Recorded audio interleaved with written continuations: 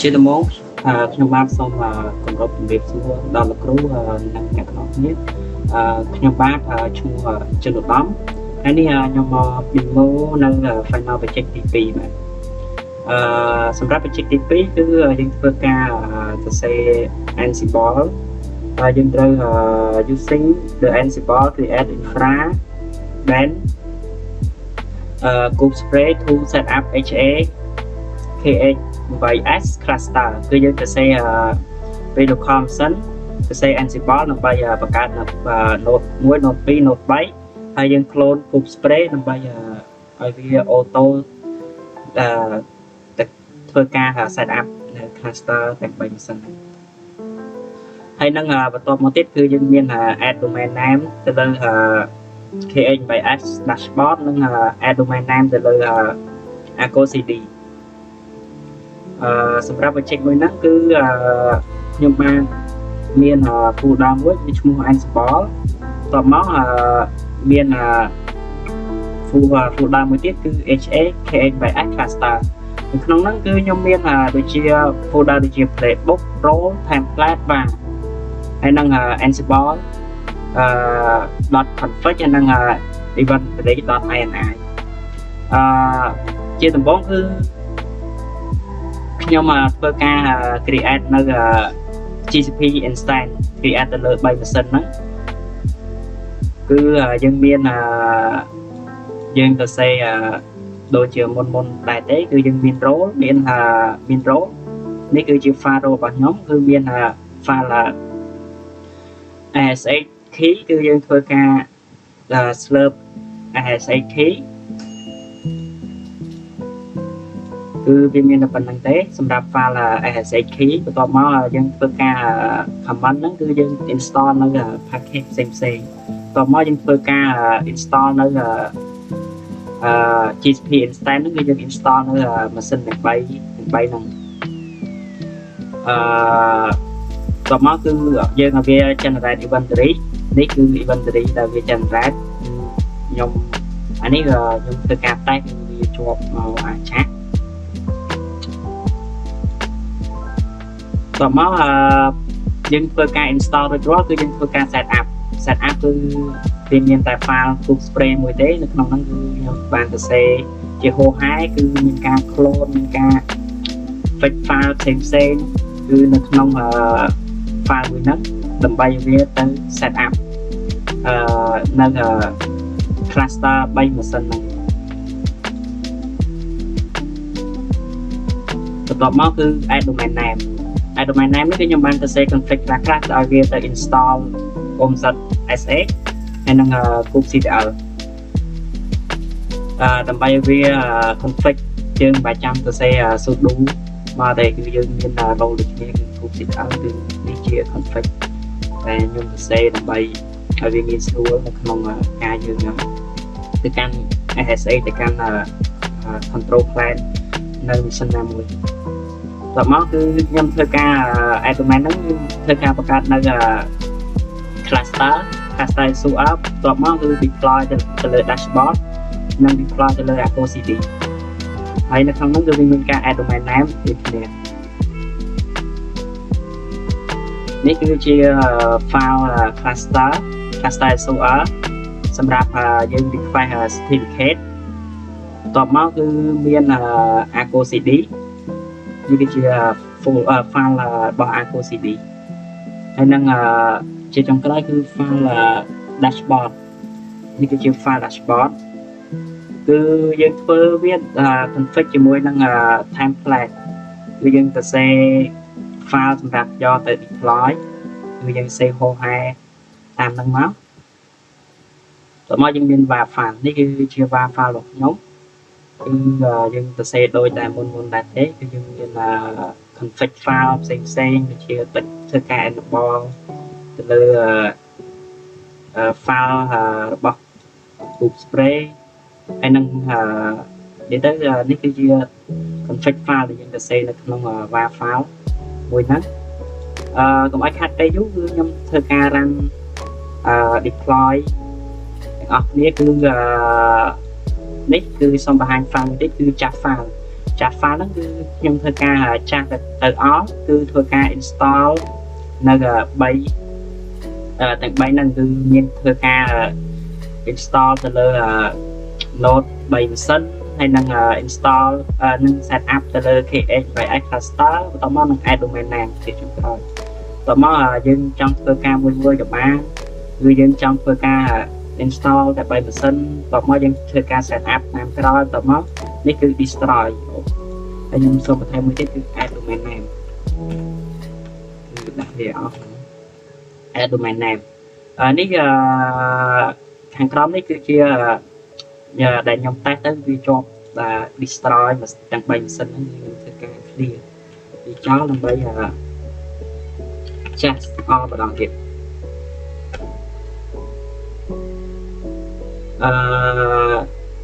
វាបានធ្វើការទៅ install នៅ3ម៉ាស៊ីនគឺមានឈ្មោះថានៅនេះគឺវាអត់ទាន់មកទេគឺវាមានតែម៉ាស៊ីនមួយទេវាតែចូលមកមួយមិញទេឈ្មោះដែលនៅលោកខំម៉ាស៊ីនគឺខ្ញុំយកម៉ាស៊ីនទី1នេះម៉ាស៊ីន GCP instance នោះគឺយកទៅ install នៅ node 1 node 2 node 3តែក្នុងហ្នឹងដែលខ្ញុំបានដាក់ឈ្មោះឲ្យវានៅក្នុង var file នេះគឺវាមានឈ្មោះថា node 1 node 2 node 3អូខេឥឡូវវាធ្វើការបាន install បាន2ម៉ាស៊ីនហើយយើង refresh មើលសិនអូខេនេះគឺវាមកហើយ node 1 node 2 node 3បើ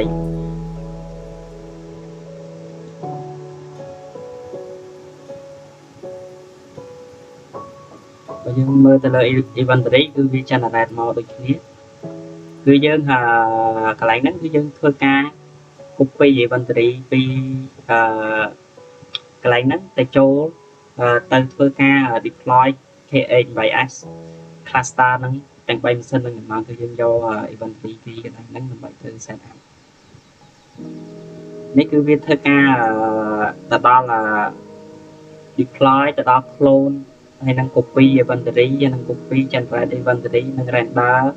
config file ផ្សេងនេះគឺវាធ្វើការ run KH3S cluster កន្លែងនេះគឺយើងធ្វើការមាន log មួយគឺខ្ញុំធ្វើការមើល log នឹងទាំងអស់គ្នាគឺក្នុងនេះវាចេញបានតែប៉ុណ្្នឹងគឺយើងមើល log នៅក្នុង terminal មួយនេះ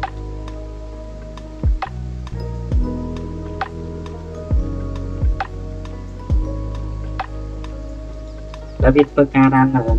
Code Spray Cluster Playbook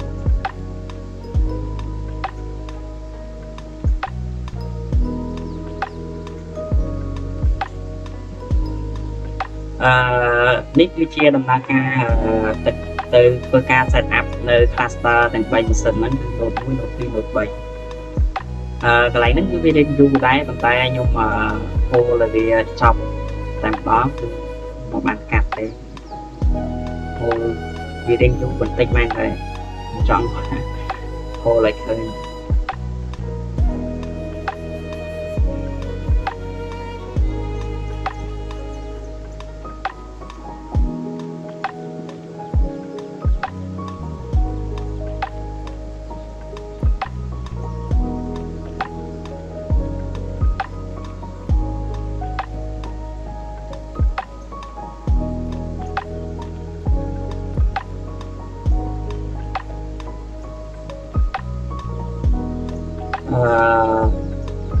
មកខ្ញុំសុំទៅ copy នៅ IP របស់ node ទី3ដើម្បីយកវាទៅធ្វើការ add domain name auto add domain name អញ្ចឹងយើងត្រូវការ copy IP របស់ node ទី3ហ្នឹងយកមកដាក់នៅក្នុង name chip ដើម្បីវាធ្វើការដំណើរការទាំងអស់ហ្នឹងគឺវា auto អញ្ចឹងយើង manual គឺយើងត្រូវការយក IP យកមកដាក់នៅលើ name chip ឲ្យខ្លួនឯងអញ្ចឹងមានតែប៉ុណ្ណឹងទេយើងចាំវាដើរចប់សពគ្រប់រួចរាល់គឺយើងធ្វើការចូលទៅកាន់ dashboard ហើយនឹង Acco CD ទាំងអស់គ្នា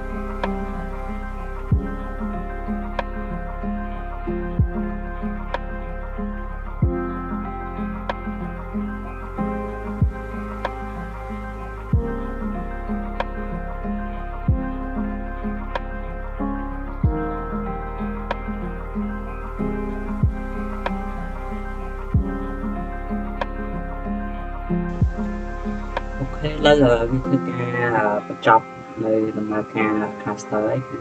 មានការ file server 3គឺយើងរៀបរាប់ហើយគឺយើងមើលដំណើរការបន្តទៀតគឺដំណើរការបន្តទៀតគឺវាធ្វើការទៅ add domain name ឯក្នុងនោះគឺខ្ញុំបានសរសេរខ្លះៗហើយនៅក្នុងការទៅ install នៅ OpenStack តមកទៅ configure ទៅលើ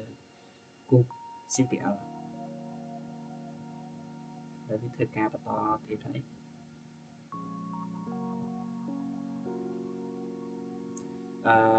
វាធ្វើការរួចរាល់អស់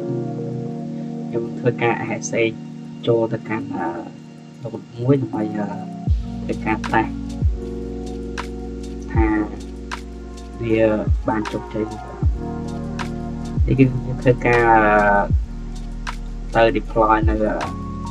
cluster SUR ធ្វើការ install ធ្វើការ deploy cluster SUR ហើយនឹងទៅ deploy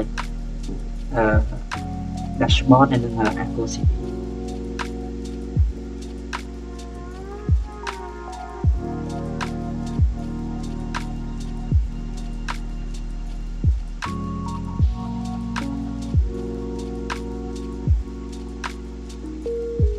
mìnhខ្ញុំក៏បានធ្វើការ copy រួចរាល់ដែរដល់ពេលវាការ cluster នេះខ្ញុំបាន copy រួចរាល់ហើយខ្ញុំ copy IP របស់ node ទី3ជាង worker ហើយវាធ្វើការចាប់ហើយវាធ្វើការ add domain name ហើយរួចរាល់ហើយទៀតនឹងធ្វើការ sh ទៅខ្ញុំសុំធ្វើការទៅតែទី1សិនគឺ dashboard និង Argo CD ទី1គឺ Argo CD គឺវាបាន domain មក domain name មករួចរាល់តមកគឺ dashboard គឺ MBS dashboard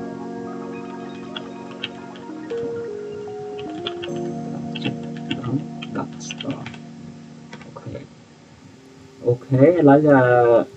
គូបណ្ណា dashboard នេះក៏បានមកដែរគឺវាបានមកទាំងពីរហើយគឺ project យើងគឺវា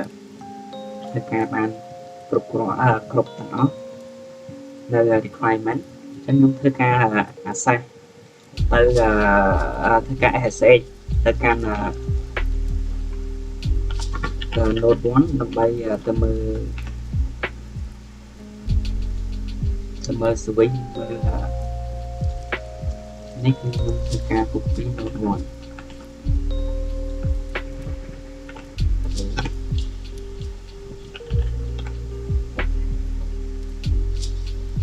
នេះគឺបាន SSH ចូលគឺសូមហើយ set SSH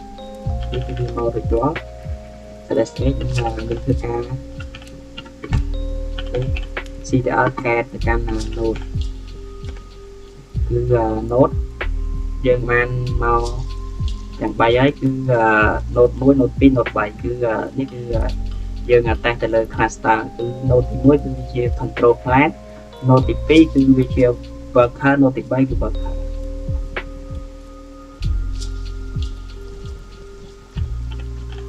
ខ្ញុំធ្វើការតេស្តមើលទៅលើ switch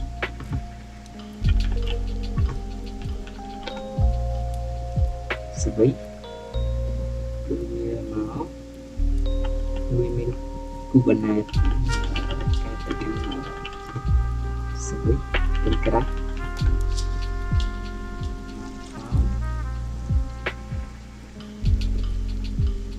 តែនេះគឺវាបានមករួចរាល់ហើយសម្រាប់ការដាក់ add domain name គឺវាបានមកហើយខ្ញុំធ្វើការget port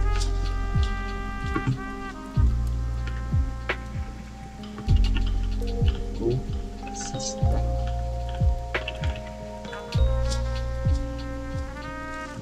ហើយវាធ្វើការបានហើយ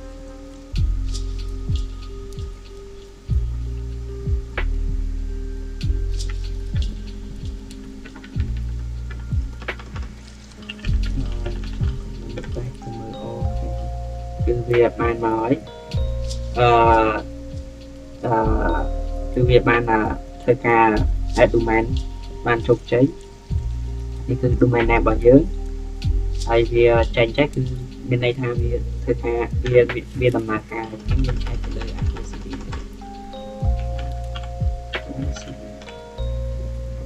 Acro CD គឺក៏បានមកដែរអូខេអញ្ចឹង finally project របស់ខ្ញុំproject ទី2របស់ខ្ញុំគឺធ្វើការ just all គឺវាធ្វើការ auto ទៅកាន់ install ហើយនឹង create cluster set up cluster និង add domain name គឺបានជោគជ័យទាំងអស់ហើយអញ្ចឹងក្រោយខ្ញុំបាទសូមអរគុណសូមជម្រាបលា